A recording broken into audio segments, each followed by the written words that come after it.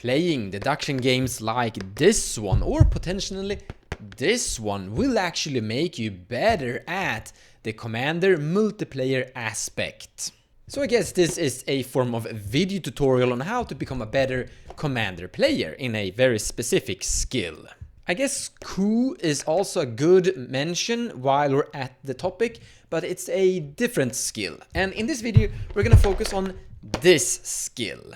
So for those who don't know, this is a deduction game, a truth and lie game, where you have bad guys, werewolves, or good guys, villagers. But the games come in different variations and themes. For example, in Resistance, you don't have werewolves, you have bad guys and you have good guys, and the same thing in Avalon. It's just deduction games in different variants and different settings. But I have a story here to tell you, so lean back, relax, and enjoy.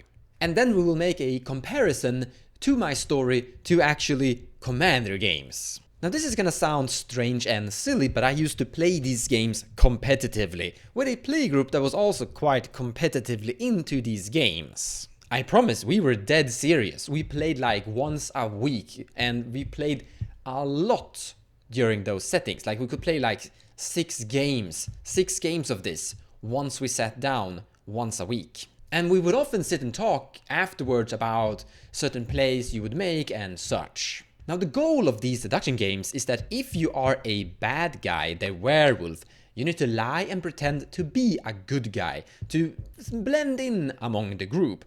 If you are a good guy, you need to figure out and find the bad guy, and then in werewolf case, you kill them. So the skill is to be basically a lie detector. But it's kinda impossible to be a lie detector. Now, one of my friends, or one of my opponents, depending on how you see it, but here comes the story. He entered into the game with a Sherlock Holmes mindset. He viewed the game very logical, and he listened to people's arguments and applied logic to them. He would often listen to what everyone said with great detail, looking for illogical arguments. And I noticed that depending on his role, he actually acted differently. So if I actually said something stupid that made no sense, he would instantly snap on it, but he would act, well, like I said, differently depending on his role. If he was a bad guy, he would try to convince me, correct my errors, to make me trust him. He would say something kindly, like, "I understand what you're trying to get here, but you're incorrect because of these reasons. However, if you look at it like this," and then he would try to spin it and make me like think someone of the other good guys were a bad guy, literally trying to convince me that he was a good guy. But if he actually was a good guy, he would point at me and say, "Aha! Mons, you're a bad guy. You're trying to lie. Your logic doesn't make any sense. You're just saying random stuff. You're a bad guy. You're caught." And then I would actually know that he was a good guy.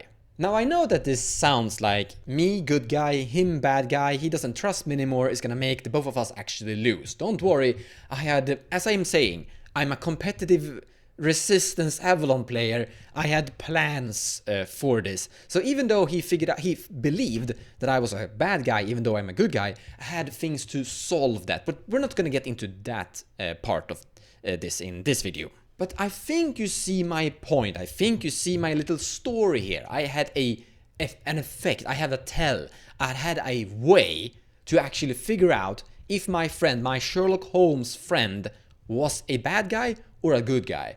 And I could sit there and just every single game, 100% figure out him every single time if he was a bad guy or good guy. And then I could just solve his other friends. If he was a bad guy, I can just apply logic. Okay, so he's a bad guy. That means that this person is a bad guy. And then I just figured out everything. My win rate climbed really high inside this game once I figured out my friend. In other words, you could say that the metagame of these deduction games are basically to learn your friends and figure out when they are lying and such.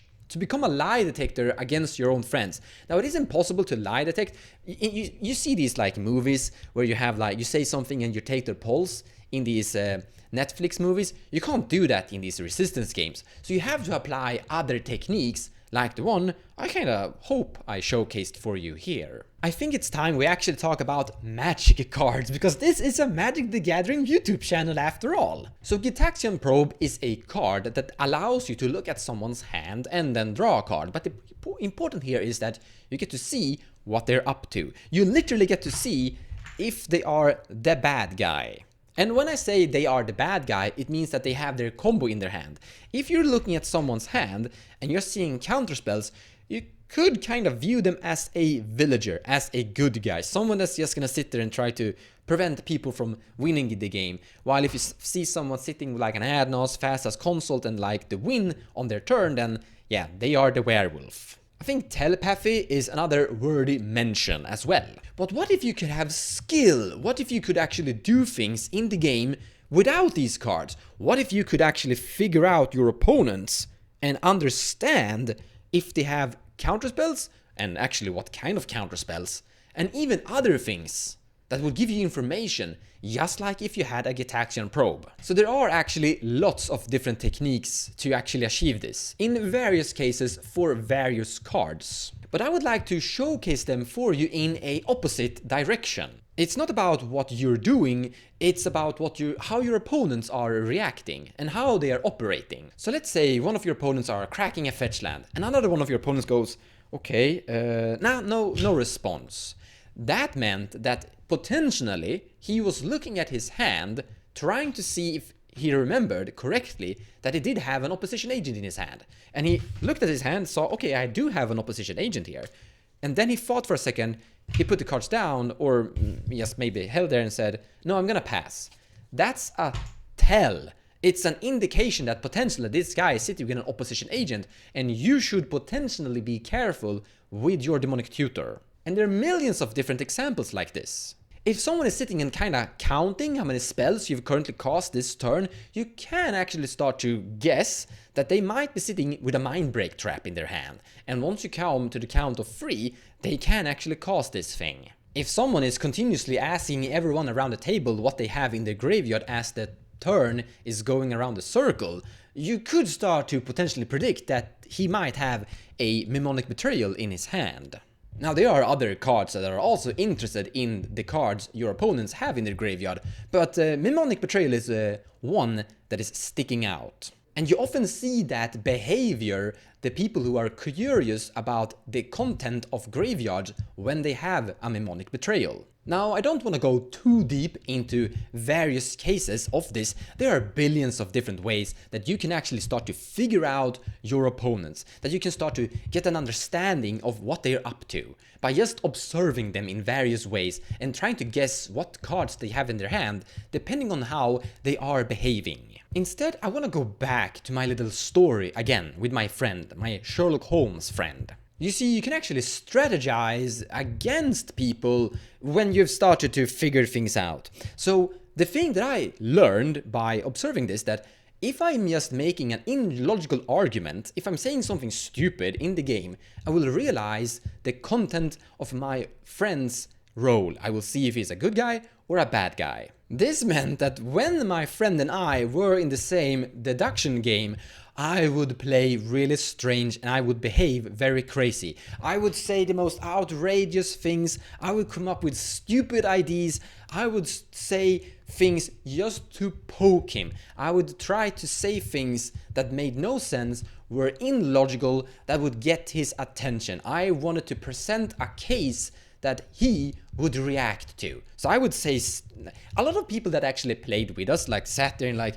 this Mons player, he's just saying the most weird thing you can think of. Because no one knew what I was actually doing. I wasn't saying these things to make sense. I was saying these things to make him react. I guess I should also mention that I am a person that truly believes in good sportsmanship. And don't worry, I wasn't doing anything outrageous. I was just saying things that didn't make sense. I did apply, in my opinion, good sportsmanship, and no one that I played against had any problems with how I behaved. It was just that I was like, you're saying very strange things and I don't understand anything you're saying here. But there are some really good examples of this, how you can apply game plan behaviors to affect and manipulate your opponents. So a lot of you guys might know about the Gitrog monster. how he wins, how he operates, and how the combo actually works. Some of you don't, but it doesn't matter. I'm probably gonna tell you anyway. Even if I know that you potentially know how the Gitrog monster actually works,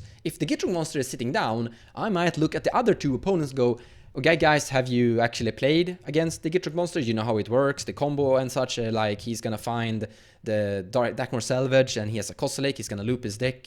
Like, if he gets Gitrog, discard outlet, and he tutors for a land, we lose here. Sometimes the reason I'm saying this is I'm pushing the attention towards the Gitrog monster. I'm making my opponents think about the Gitrog monster. And now the Gitrog monster is just an example. It doesn't have to be the Gitrog monster. We could just go Malcolm. Okay guys, have you actually heard about the thing called the Glinthorn Buccaneer? It's a pirate, it's a red minotaur, and if he actually get that card into play, he will win the game with this thing, just so you know. And that can make people actually start to consider Malcolm as a threat, as I'm reminding them that it is a threat. Now people already know this in general, but there's nothing wrong with just asking the table like, do you know how Malcolm works? Or, well, that's a very good discussion to actually have. Because now we're starting to talk about a very, very, very, very, very important topic. How do we want cEDH to actually be?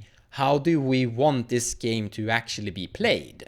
Okay, first of all, I would like to say to everyone what kind of player I am. This is very important. I started a very long time ago playing cEDH, and I'm not a political player. It's just my principle. It's the way I am as a player. I don't like to ask people for help because I can win on myself. I don't like to ask people if they have counter spells, if they're gonna win the game, if I pass priority or not. So I don't want to ask Mons if he has an answer or Pontus if he has an answer. My gameplay was I don't like to take backs also or rewinds. So that was my gameplay. There's nothing else much to it. So what you saw there was a post-game talk from a gameplay video up there in the corner. You can take a look at it if you want to. But the number one priority in Magic the Gathering in general, I mean, it has the gathering in its name, is that everyone feels comfortable about that it just became a good game for everyone. We don't want to hurt people's feelings. And we don't want to be oppressive.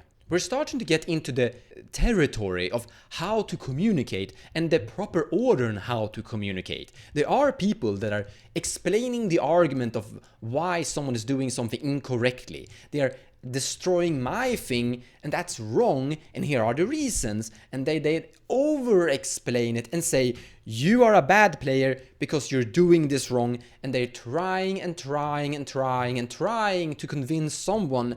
And now we're starting to get into the category of how much politics should there be allowed to be? Like, when are we like going away from the good sportsmanship, so to say? When are you going from being like trying to communicate with the table to becoming an annoying person? And the person you heard talking there, his name is Jed. He doesn't play in that sort of environment. He has a noble value, and I like that. It's very good that people just have a mindset about this. We can disagree on various things, how much politics there should be, how little politics there should be, but everyone is entitled to their opinion. This is a really important discussion to actually have.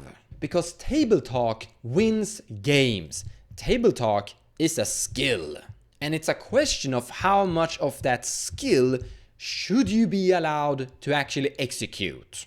I have seen Discords and other local game stores actually have their own social contracts and own discussions about how they want the game to be played. And they have also kind of forbidden various table talk things that you shouldn't enter into.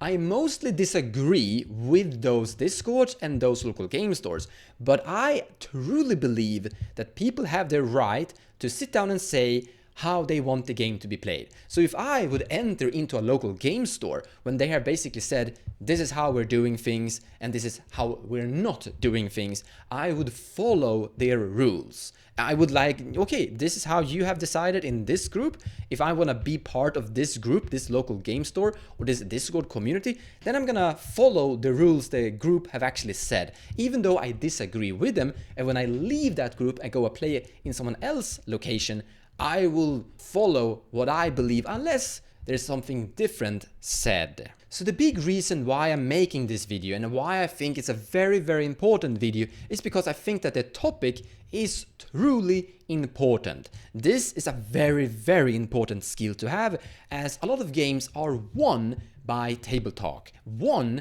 by making one of your opponents spend their resources and interact with another one of your opponents. The number one metagame in cEDH is not Underworld Breach, Adnos, Phasas. It's about making one of your opponents interact and deal with another one of your opponents. All multiplayer games have that core metagame. And this is a very good game to actually practice that skill. We're not gonna go into detail about coup, but if you wanna get very good at actually making one of your opponent try to kill another one of your opponent, this is the game to play. I think that deduction games are extremely good at playing to practice table talk, but also practice the deduction skill, trying to understand your opponent. While we're on the topic and while I have the chance to actually recommend some board games, I recommend this one, Tortuga 1667. It's actually a very fun deduction game. It has a little bit of a twist to most various different deduction games that are out there, but it's the same concept. It's a deduction game where you're trying to understand your opponents and figure out their intent. Now, I've showcased some small ideas of actually how to do this, how to learn and get tells and understand the cards your opponents have in their hand. There are situations where I literally sit and I can just say every single card a person actually have in their hand by just understanding them. You don't need a Gitaxian probe, you don't need telepathy, you just need skill. So feel free to leave your comments below in the video about your favorite deduction games and your favorite method in good sportsmanship on how to actually apply this and how to figure out your opponents. I hope this video put you in a very good pathway, in a direction, a good recommendation of how to actually improve on this skill with board games and other methods. Thank you so much for watching. I hope you enjoyed the video. I'll see you next time, guys.